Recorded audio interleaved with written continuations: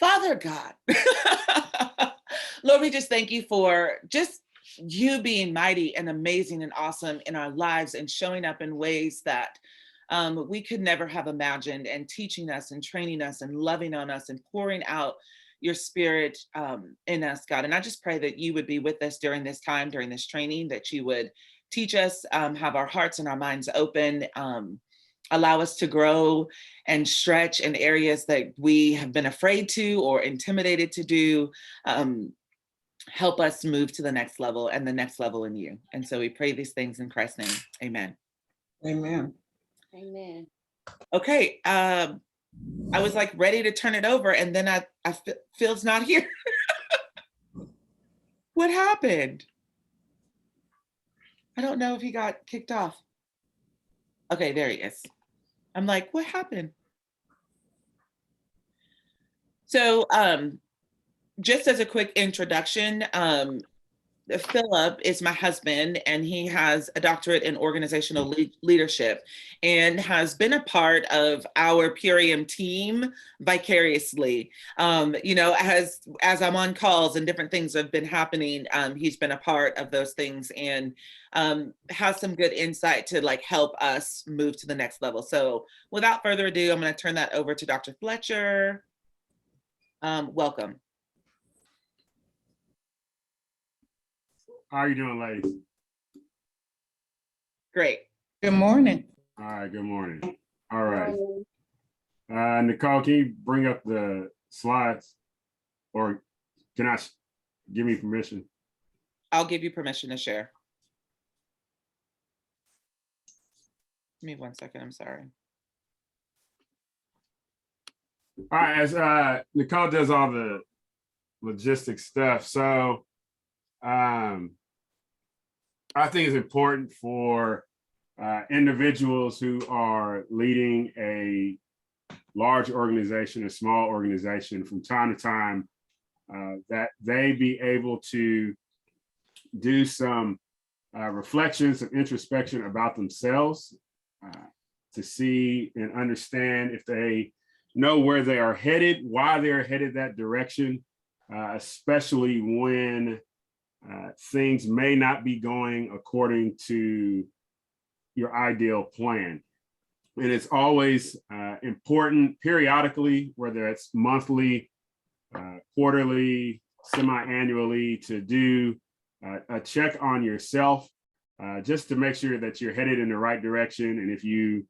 And when you do, not if you do, but when you do run into particular obstacles, distractions, roadblocks, that you ask yourself, am I in the right space to navigate these obstacles? Do I have what is necessary? Do I have the people around me to help me get through these things? How do I respond? Am I having a mindset in which I'm seeking to be innovative, or do I have a mindset in which really I want to sit in my tears, throw sackcloth and ashes, and then blame other people for what's going on? So all of that stuff, over the next 4 weeks, we'll dive into that. Today is going to be kind of more of a 10,000 foot view, and then we'll dig a little deeper. I will leave time for questions at each section. And so you'll hear me say, what are your questions? Because everybody always has a question. All right. And so that's what I ask. What is your questions? And so from there, I'll share my screen.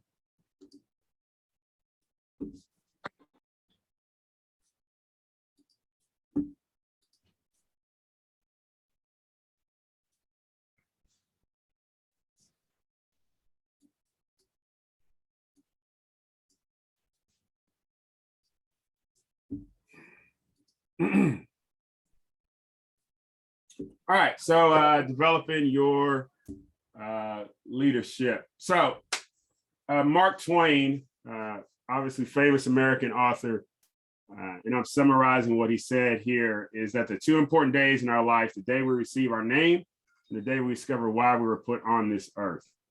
Those are two most important days in our life. Obviously, we receive our name, everything that we do in our life and how we would be remembered, those actions are going to be attached to our name. And so the question I want for you to entertain in the background is, what is attached to my name? What is attached to my business, specifically here, Purium? What do people say when they hear Purium and my name? The second thing is this: the day we discover why we were put on this earth. Now, this is the question that everybody, regardless of their economic situation, regardless of the education situation, wherever they're born in the world, they wrestle with the questions of why I'm here, what am I supposed to do, and what is meaning in life. We wrestle with these things. And what we do is we try to create, we try to find relationships, we try to do all of these different things to answer those three fundamental questions. And so this why, the why, is a lifelong pursuit, but it does not mean that you can't have your eyes fixed on something. And so the first three things I want us to think about is, what is your aim? What is your purpose? And what is your meaning?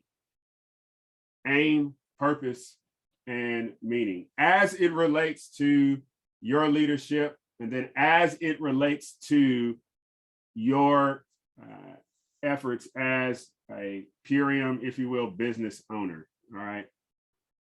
And so our thought that's going to shape this part of the discussion is, leadership implies having a definitive direction, accompanied with disciplined habits, and will produce over time life satisfaction. So aim, purpose, and meaning. So first, definitive direction. So we as human beings, we are visual creatures.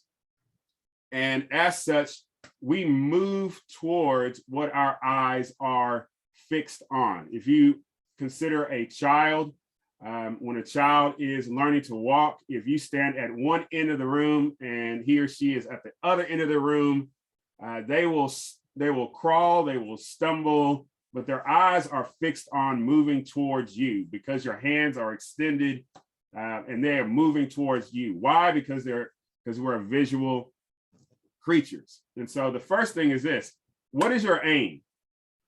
What is your target? What is your eyes fixed on as it relates to your Purium business? Now, some people would say, well, I want to increase the amount of income that is coming into my home. Okay, awesome. But then I would ask why? Because it's not deep enough. Everybody wants more money, income to come into their living situation, but individuals have different reasons as to why they need that particular income increase. And so the question becomes, why do you want that particular income increase? You may say, I want to improve my individual health and the health of my family. I will go deeper and ask, why is that important to you? Get to the bottom of why you're doing what you're doing. What is your aim? What is it that you are truly fixed on? That when you are able to articulate that, and I tell my students, you should be able to articulate your why in less than a minute. So as a prime example, my why is this: I fundamentally believe in the dignity and worth of human beings. And as such, I work to an end to communicate to individuals and to motivate individuals to recognize and affirm that dignity and worth, so that people freely can have the opportunities to pursue their life goals, period. That's my why. Can you articulate a similar thing if somebody asks, why fundamentally are you involved in Purium? And then why do you want to bring other people around you? The second thing is this, is that as you're walking towards your aim, whatever that why is, so I'm using aim and why interchangeably. The second thing is this, is that what are the habits that you are doing consistently on a daily basis that's giving you purpose? But those habits are directly related to, they are attached to you achieving your aim. So, example, Fletcher's last name means arrow maker. All right. And so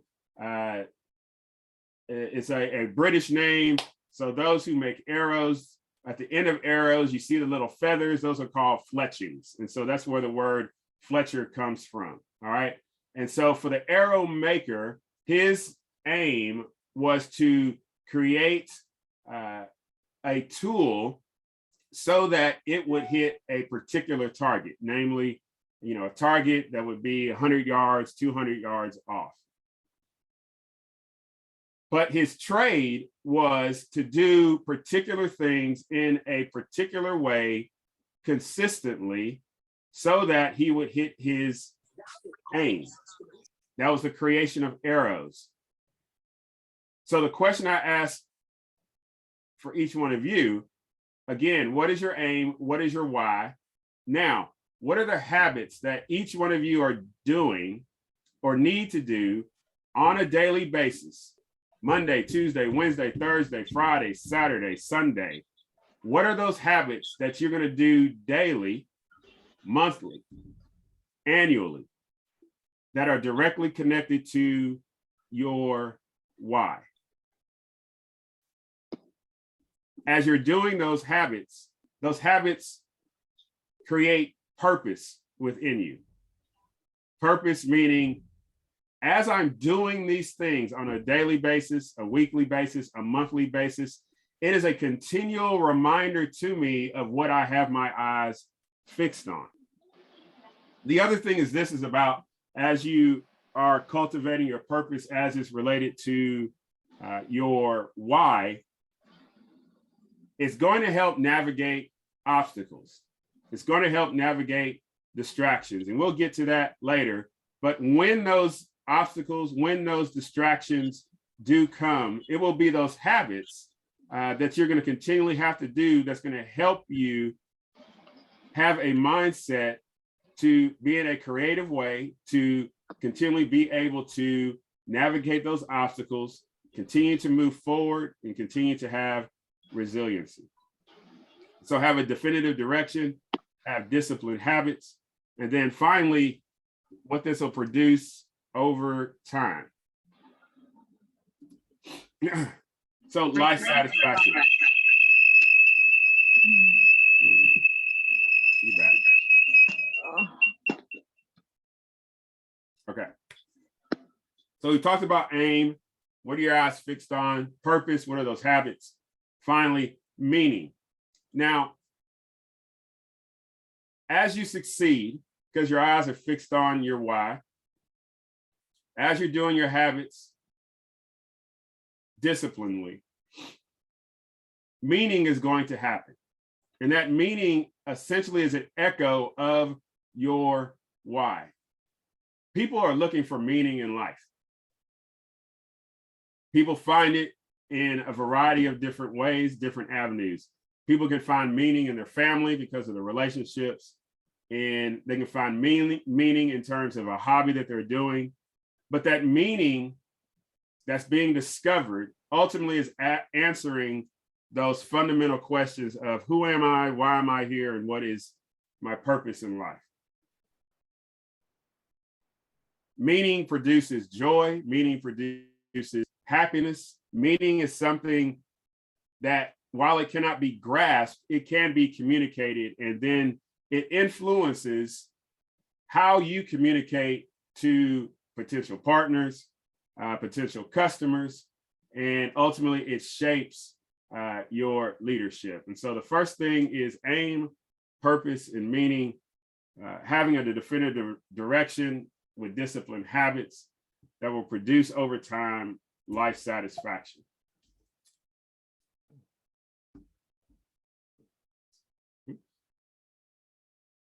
All right. Next, and then we'll take some questions. What is leadership? All right, ladies. So leadership, by definition, one of the definitions, and there's meaning, many of them, is essentially about influence. All right. Leadership at the end of the day boils down to influence. And leadership can manifest in those who have great character, those who have average character, and those who have poor character. Leadership is providing, as we see in the definition here, purpose, direction, and motivation. All right, so we see that word purpose again, direction, but then also motivation, influencing yourself and others to achieve individual and group goals over a period of time. And so now leadership is not just about how you conduct yourself, asking those questions. What is my aim? What are the habits that I need to develop for myself? How am I going to discover meaning in life? But now leadership extends out to other people. And so those individuals, those brand partners that you bring along, now you need to extend out to him or her or them. What is your aim? What are the habits that you're going to be cultivating?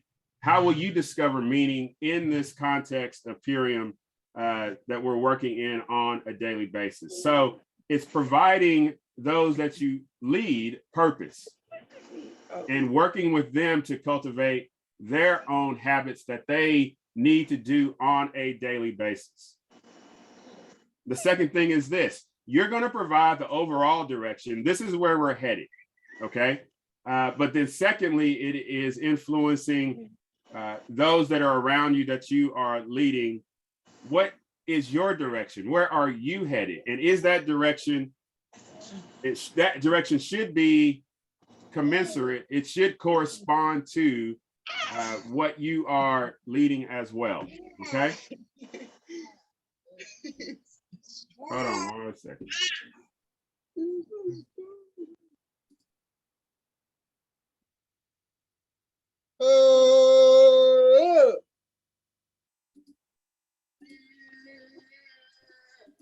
Hey, Courtney, can you mute, please? Thanks. All right. So we got purpose, direction, then motivation. Now, here's the thing about motivation, and we're going to get to this further down. There's a level of motivation that each individual needs to possess. And then there's a motivation that is external to that individual that you're leading as well. I like to look at it from an athletic perspective. I do CrossFit. There's a level of motivation that I have to bring to the table. That it doesn't matter what my coach says. It doesn't matter what the other athletes around me are saying. If I am not willing, if I don't have the internal drive to complete the workout, it's not going to matter what my coach says or what my co-athletes say. I have to bring to the table a level of motivation to complete the workout. And the level of that motivation is directly tied to why am I fundamentally doing CrossFit? And what are the sub goals that I'm trying to achieve?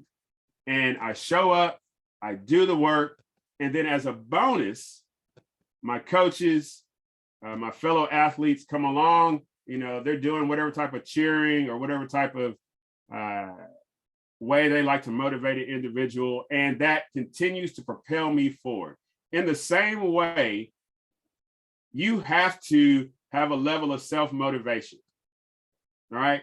If the person above you cannot be reached, if there are individuals who are not quote unquote in your corner, at the end of the day, again, you have to have your eyes fixed on your why, what your aim is, and that has to be the drive that continues to move you forward, because that's important. Because if you're not able to motivate yourself, I'm going to tell you now, you do not have the capacity to motivate other individuals. You cannot ask someone to do something that you're not willing or not capable of doing yourself. And so it's important, one, for you to look again within yourself. Am I motivating myself? And if not, why?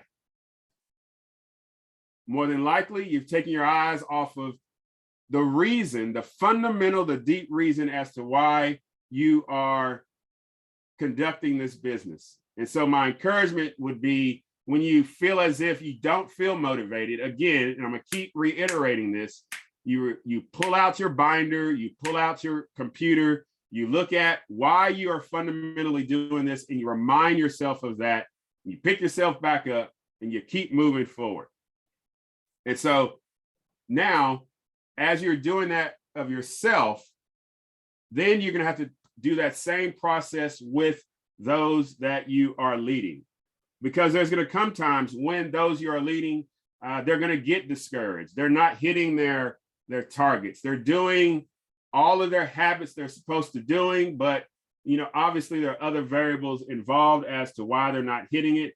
And when they're not hitting it, now you need to ask yourself, how am I going to motivate him or her? The second thing is this, is that how you motivate one individual that's in your team is going to be different than how you motivate another individual in your team. Okay, so it will be very important, and a acronym KYP, know your people. Okay, KYP, know your people. So when I pick up the phone and I need to motivate John, I know John responds to this type of communication style. I know John is one who processes longer than other members on my team. I know John is one who's this way and this way, different than Anderson. Okay, so it is important that when you need to motivate an individual, you honor that individual, their personality and who they are, and you do the hard work to determine how is it I'm going to motivate him versus how I'm going to motivate her. Now, when I have to motivate my whole group, now I remind them about our why. I remind them these are the things that we need to be doing. I need to acknowledge these are the difficulties that we are facing. And then I need to then provide my team with the way out, the direction, where we are heading. And so leadership is providing purpose, direction, and motivation, influencing yourself and others to achieve individual and group goals over a period of time. So as we said, as a reflection, leadership manifested individuals with good and bad character, those who want to improve life and those who want to control others. Question is, which are you? Are you seeking to develop individuals so that they can recognize their aim, their purpose, and their meaning, and to achieve their goals? Or are you someone who is seeking to control the whole situation and it's just do as I say, this is how it's going to be. And if you're not going to get on board, then move elsewhere. Leadership manifests. I tell people, effectively, leadership manifested effectively in the life of Martin Luther King, as well as Hitler. Leadership manifested effectively in the life of Mother Teresa, as it did Stalin.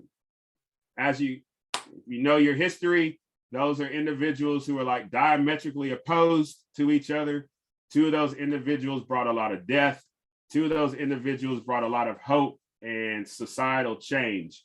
But in all four of those individuals, they demonstrated leadership. They provided purpose, direction, and motivation, and people achieved their goals. Whether or not those goals were right or wrong, all four of those were demonstrators of what would be considered effective leadership. So we're going to pause for a second. What are your questions?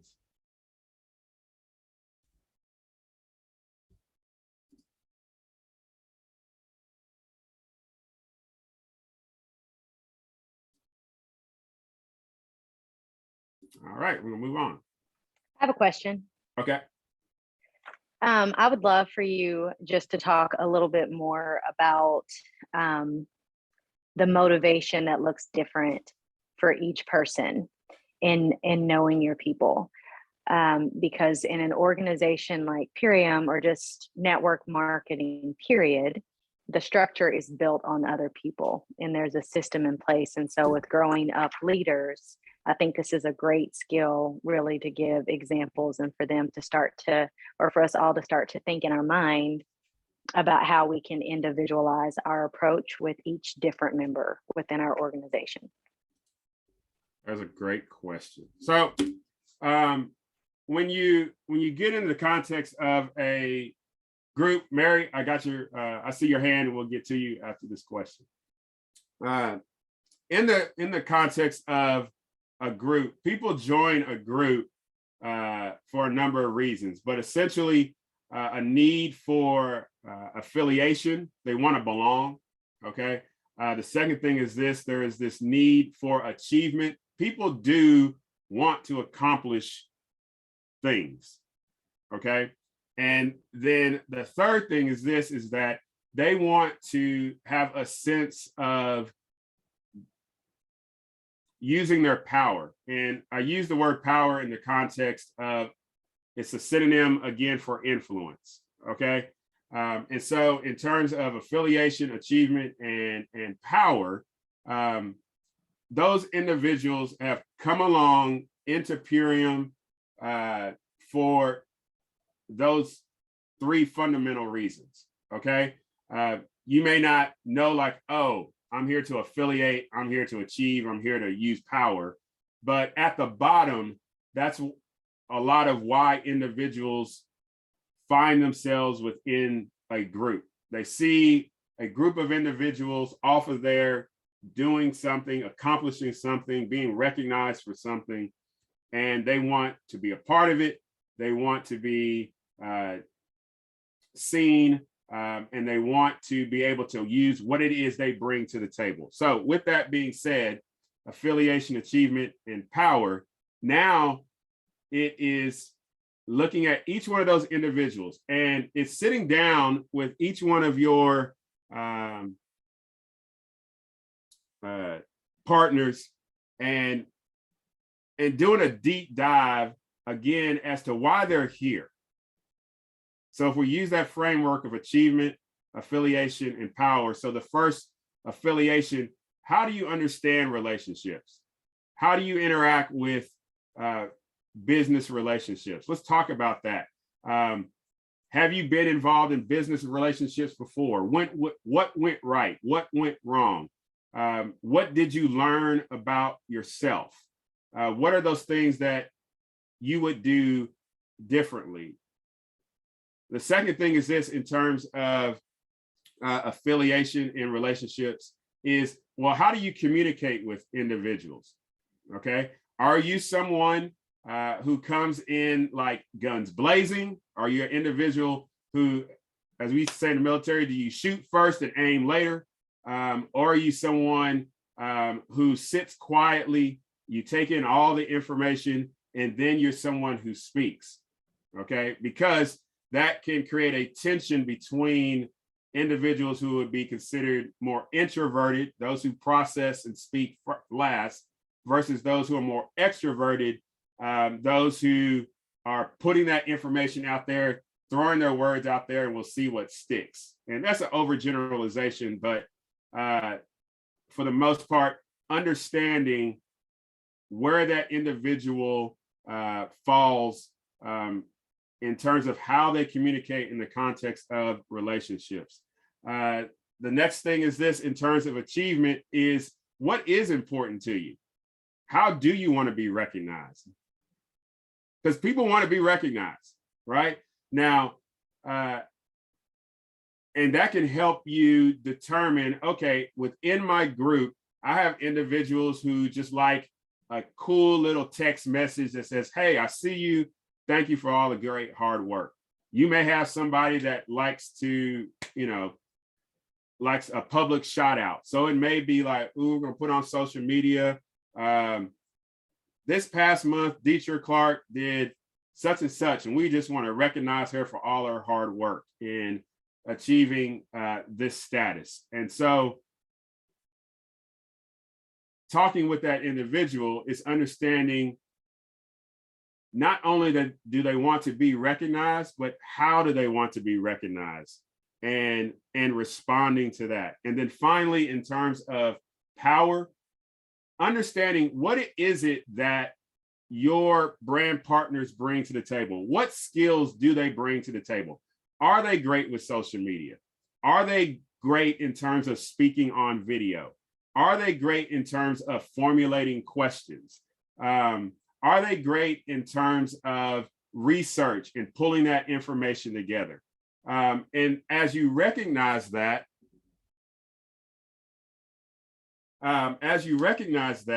then you can look at your team and you can be like, hey, Susan, we need some research on this particular product. Okay, can you pull that together? Oh, yeah, sure. At that very moment, what you've done is this. You have leveraged her skill, but then also you publicly in the team recognize to everybody else that she has that type of skill to do that. So that's a level of an atta girl, an achievement, a recognition, but then also you're affirming her affiliation, her belongingness to the group. And that motivates her to continue on, that motivates her to continue to those habits that she's supposed to be doing on a weekly, monthly basis, and is keeping her eye fixed on that why. So Deetra, that's a deep dive way into saying, sitting down with each one of your brand partners, asking them, why are you here? Why is this relationship important? That's affiliation. What's important in terms of achievement? How do you want to be recognized? What are your goals? All right. And then thirdly, what is it that you bring to the table? What skills do you bring to the table that we can effectively leverage to make this team move further and stronger? Because again, your leadership is about individual goals and the group goals. And so that individual, in my example, in terms of the research, she's achieving her or individual goals because she likes to do it anyway. But then she's also bringing back to the table, all right, team, here's this stuff I've got. I'm not social media strong. So now the social media one who's stronger in social media, you can pick that up, use Canva, create some cool thing. They come back around. Hey, everybody, I've created this stuff, push it out there. So you're leveraging their strengths. Everybody's using their power. And in doing so, they feel, quote unquote, good about themselves, but then also the team is moving forward as well. Now, with that, here's the other side of that. You're learning their capacity where they're powerful, but you also have to learn where they're impotent. Where do they struggle?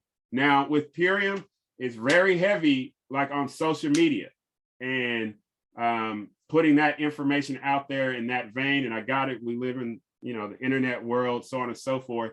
So if you have an individual who's not comfortable speaking on video and things like that, then how do we get him or her comfortable on video or using the different social media tools, and what social media tools work best? Some social media tools are better with video. Some are better with text. Some are better with images. And so figuring out those things, and that individual may not just know, and they're kind of lost in the sauce. And so it's identifying that as a leader and being like, hey, we are about to like drill down deep on this today. And team member Andy, who's strong in social media, she's going to lead that today. Okay. And again, you're providing that influence. You're providing individuals opportunity to demonstrate their power and feel as they belong and get a sense of achieving something. So hope that answers your question. Also, there's always personality test you can take as well to help understand the individuals in your team. So obviously there's Myers-Briggs. Enneagram can be helpful. It provides a different perspective on individuals and who they are and what they do. And so those are tools that you can consider as well. Let's see. Miss Mary had her hand raised. Okay, yeah, Miss Mary, your question? Hey, thank you. I'm enjoying this so much. Thank you for sharing. Mhm. I just had a question is, are there any books that you would recommend that we read to help us along this journey? I got tons of books. Hold on one second. Okay. All right.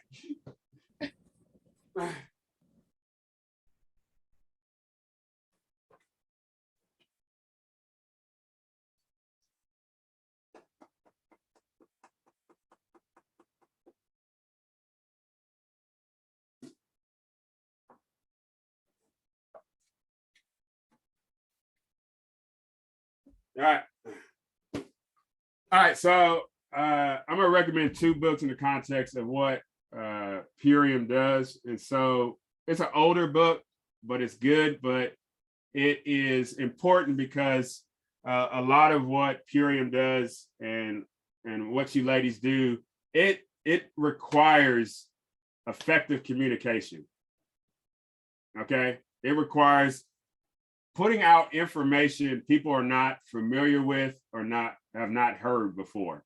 In some circles, it's, if anybody's seen The Matrix, there's a point in the movie where Lawrence Fishburne is talking to Keanu Reeves, and he hands out his hand as the red pill and the blue pill. And he's like, you can take the blue pill and you can keep eating essentially, you can keep eating fast food, processed food, glyphosates, all that, and you keep living your life. Or you can take the red pill, Purium, and see how far the rabbit hole goes. Okay? Y'all following me? All right. And obviously, I think you ladies run into a lot of people that want to keep taking the blue pill. Okay. But what Purium is offering is the red pill and essentially freedom, right? And freedom entails of health regarding your food and what you take in, health regarding your body, and then regenerative health. But all of that goes into effectively communicating that, being able to respond to people who are just like this. What? You're like, what? You know, being able to respond to people who are overly critical. Me and Nicole were talking last night, and she was bringing up how people want the Purium investigated. Is it good for them? But they don't do that. They run to McDonald's. You know, you're not doing your research about a Big Mac, you know, but you want to do research about superfoods. All that to say, so it's a book by John C. Maxwell, and the title of the book is Everyone Communicates, Few Connect. And so in your communication, how are you going to connect with those that you are talking to? And a lot of that is, I'm going back to this KYP again. Part of public speaking or communication in general is you knowing your audience.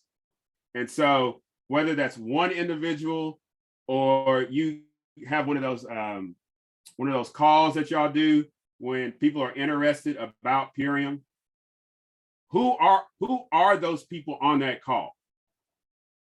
All right. And if you know ahead of time who those people are on that call, then you can effectively tailor your communication to address those people on that call. So if you've got on that call a majority of the people, they're on there because they're dealing with health issues, right? I don't really need to talk about athleticism. I don't need to talk about really, I want to talk about you maybe becoming a brand partner, maybe, right? But the information I'm about to communicate to you is things directly related to those particular health issues, right? Now, you may have, and I heard a call, I think it was a week or 2 weeks ago, and it dealt with mothers and kids, okay? So a Purium call, what does that look like specifically for children? Okay, what does a Purium call? So what am I communicating to that mom or to that dad on this call about the effectiveness of Purium to a child who's, 5 years old, 10 years old, 15 years old, so on and so forth? How do I introduce that to my child? How do I keep my child on that, considering they still may have to go to public school, right? Things like that. So I'm saying that to say, with John Maxwell's book, Everyone Communicates to Few Connect, how am I going to communicate and connect with the individual that is sitting across from me, a table, or on this screen? So that's the first one. The second one is called Joy at Work by Dennis Bakke. And the subtitle is A Revolutionary Approach to Fun at the Job. And so part of this is you have to enjoy what you do. If I'm sitting across the screen from you, you're like this. So you want to get superfoods, you go through this process, blah, blah, blah. I don't feel any sense of, well, if you're not excited about this, why should I? And if you're not excited about this, I'm going to rethink about, putting down $300 some odd for this particular product. All right. So having joy at your work. And again, that joy is going to come from having purpose and meaning and pursuing your why. All right. And your eyes are fixed on that why. And you're like, oh my gosh, I'm doing something. I'm learning things. I'm succeeding at these things. I failed at some of these things. I've got a circle of individuals who are around me who are seeing what I'm doing. I'm able to contribute. That's producing joy in this work that each one of you are doing. So Joy at Work by Dennis Bakke. It's kind of a bigger one. This one is a pretty good read. John Maxwell's Everyone Communicates, Few Connect. I've read this one a couple of times because that's what I do. Yes. Let's keep driving on. All right. So responsibility. Where does your responsibility begin and end? And where does the person that you lead, where does his or her responsibility begin and end? You can't rescue everybody. All right. If there's individuals that don't want to do the work, eventually they have to take responsibility for that. There's a level of responsibility that you have, and there's a level of responsibility that those you lead have. So a leader possesses the unique opportunity to shape the direction of his or her group. You have that responsibility. And those success and failures do belong to you. Okay. So personal responsibility. You signed on to be a brand partner, and then you signed on to have people underneath you. Okay. The moment you put people underneath you, all right, you have a level of responsibility to those individuals beneath you. But first, again, being responsible for yourself. You doing those things that you're supposed to do in order to achieve your particular goals. All right. Don't bring other individuals on that exceeds your capacity to lead them. Okay. Do not bring additional individuals on that exceeds your capacity to lead them. So what I mean is this: you personally, if all you're capable of is managing yourself and one other person, right? then it's just you and that one other person. Now,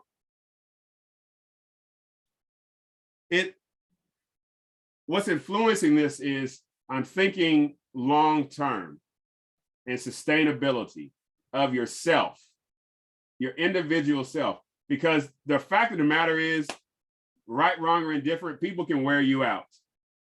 And people can wear you out, especially if they're not doing what they need to be doing. Okay.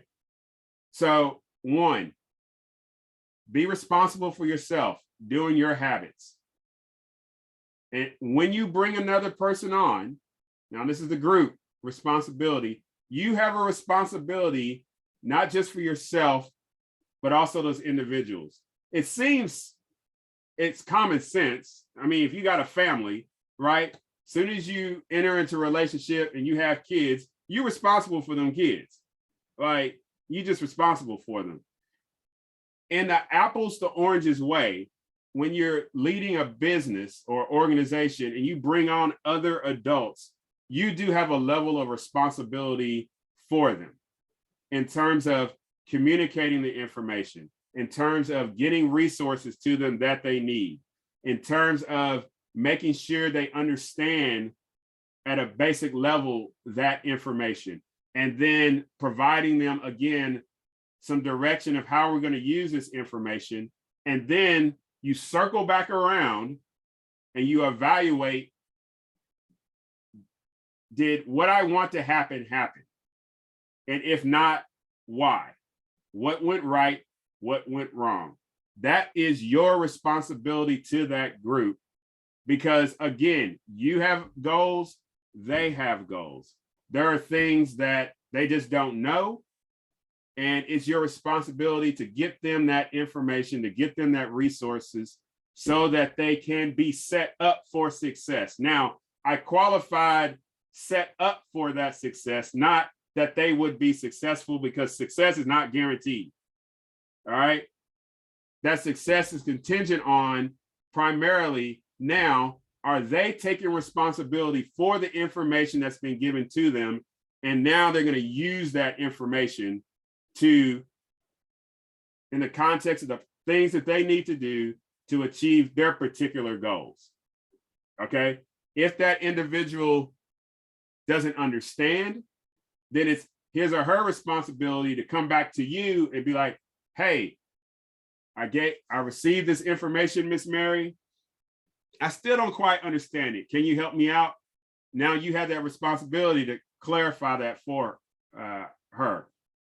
And then from there, you send her on her way for her to do her thing. And then you circle back around again, Miss Mary, and you're like, okay, we did this like a week ago. Let me know. How'd you do? What was the outcome of what happened? And hopefully she'll say, well, this went right and this didn't go so well. All right. Because in anything, there's always some room for an improvement. Okay. And so you have a responsibility to provide that information. You have a responsibility to get them that resources. You have a responsibility for them to have a basic understanding of the use of those resources. And then you circle back around again and you evaluate how they did with those resources. They have a responsibility, once they get that resource, to make it happen and then do their own self-evaluation about what went right, what went wrong. And that cultivates that responsibility at a personal level and a group level. So that leads into, how will you respond to failure?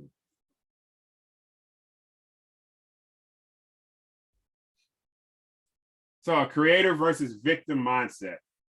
All right, so the pursuit of our why will be met with obstacles, distractions, and disappointments. How you respond is critical. All right, so the reality is that as we are on our journey in the pursuit of our why, to seize our aims, okay, we're going to run into obstacles. something's going to be placed in front of us. There's going to be a distraction. Kids get sick, loved one gets sick, somebody passes away, something happens in the house, it floods, something like that. Okay. There's going to be disappointments. All right. You didn't meet that level for that month. All right. You were at 92% and didn't make green diamond. Right. You're like, shit. Okay. Okay. I mean, 92%. I don't know what made that 8%, but you're disappointed. There's a level of disappointment there. How you respond is critical. So creators versus victims. Let's start with the victims. So a victim mindset does not take responsibility. A victim mindset looks at the obstacle or the disappointment in the context of this business and says, well, if such and such would have did this, and if such and such would have did that, then I wouldn't be in this situation. A victim mindset looks external first instead of looking internal first and doing a self-evaluation. What could I have done differently? Did I do everything that was necessary, that was in my responsibility to do? Were I doing those habits on a daily basis, a weekly basis? Now I'm at the end of the month. This is where I'm at. Were there some distractions in there? Were there some distractions in there that I imposed upon myself, or were there distractions that was completely out of my control? All right. In doing so, you're moving out of a victim mindset into a creator mindset, because now the creator mindset is doing the self-evaluation, it's looking at the things that went right, it's looking at the things that went wrong, and it's saying, okay, this is what I need to do differently in this next coming month. Okay. My time is short and I'm gonna keep rolling. We covered motivation. That's the final thing. So,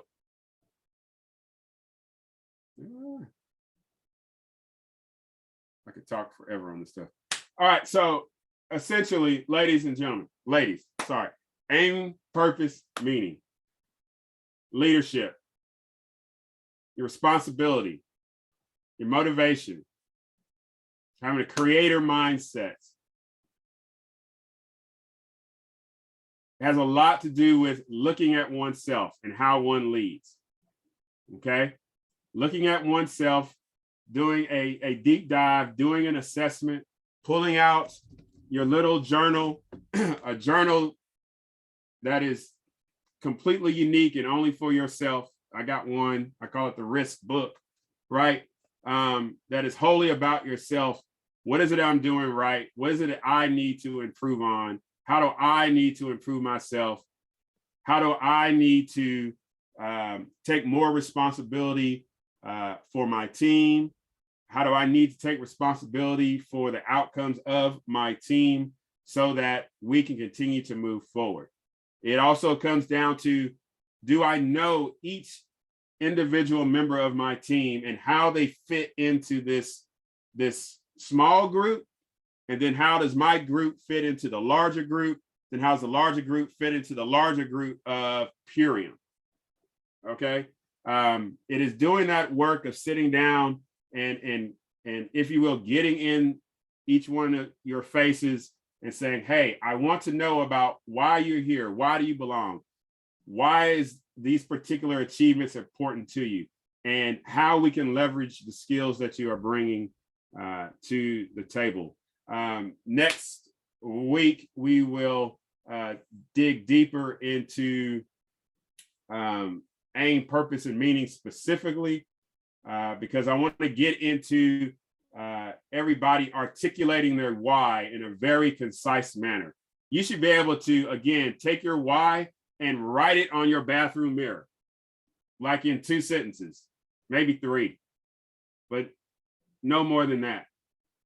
And that is that thing that you got your eye fixed on And then out of that why comes, what are these habits that I need to do? And we'll work on those as well. So next week will be more of a working thing, that if you come back around here, you find value in this, you'll be able to produce something that you can put up at least for the rest of the year, and habits that you need and want to do that's directly connected to your why. So that is all that I've got in the time remaining. I'll give the screen back to Ms. Fletcher.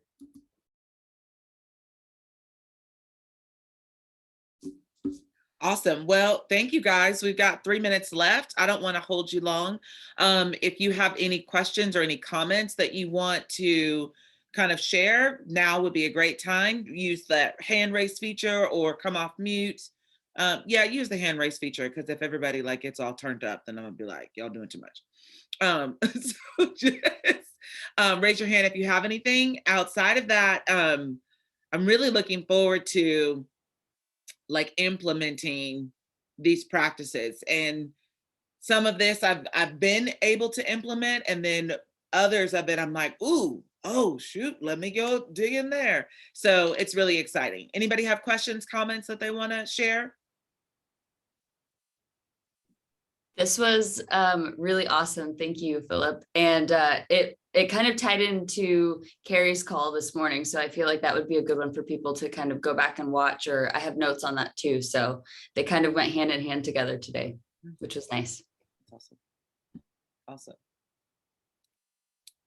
All right, people. Have a great day. Be amazing. It's Friday. I got a comment. I got a comment. Okay, sorry, Miss Mary. Go ahead. That's all right. I turned my camera off so you could see my hand. But yeah, I just want to give this comment on how Dr. Fletcher is really answered prayer for me. Because I was just communicating this morning with one of my brand partners that I've been in the field of working for years, but I never developed myself as a leader. And I've been in leader positions. And so that's why it's so important for me to find out how to communicate effectively. Because I'm like, oh girl, you know, that kind of thing. But you know, that's very important to me to learn how to effectively communicate my feelings, well, my whys and that kind of thing. So this is just like answer prayer. And thank you so much, Dr. Fletcher, for being sharing with us and sharing with me specifically this morning. Okay, that's it. You're welcome. Thanks, Miss Mary. Teacher had her hand raised. Thanks, Dr. Phil. I appreciate it so much. It's great to hear it with somebody that's not as emotionally attached to this work that we do, because every call that we're on, the trainings, there is an emotional attachment to it from those leaders. And so you are putting different language to things that we know, but you're very objective. And so I feel like that creates a different space for people to receive and to process it, because you don't have any emotion attached to it. So thank you. Awesome. That's great. Thank you. I would like to say thanks also. This is very, I mean, it's great for me because I feel that I'm failing in lack of communication. And this is great for me. I love it. Thank you, Dr. Phil. Awesome. Thanks, Miss Dorothy.